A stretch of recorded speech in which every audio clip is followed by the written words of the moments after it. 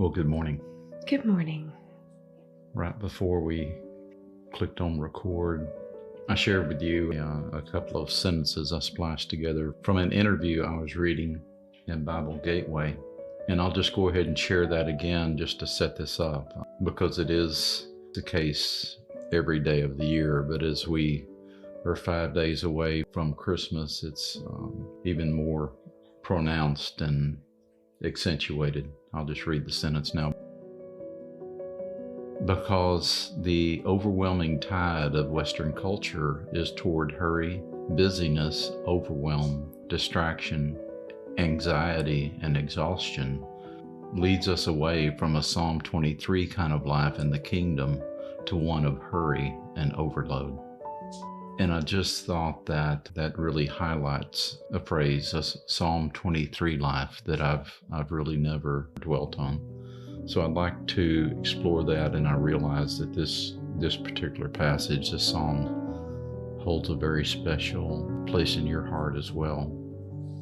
It does. Yeah.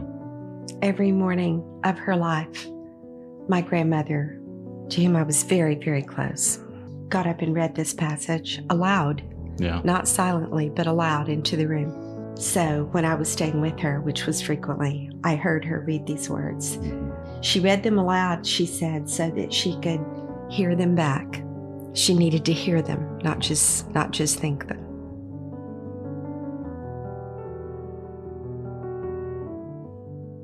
So this was her lifestyle. Well, very good. Do you agree with that premise? Do you see the contrast there?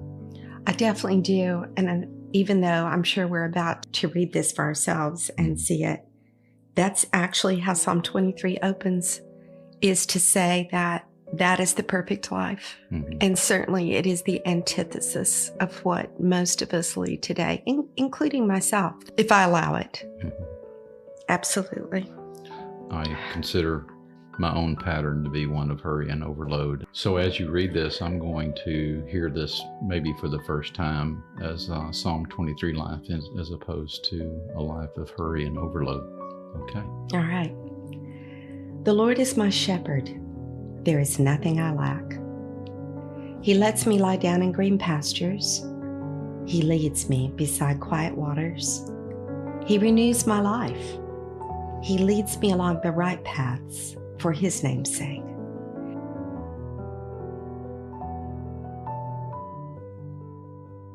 Even when I go through the darkest valley, I fear no danger, for you are with me.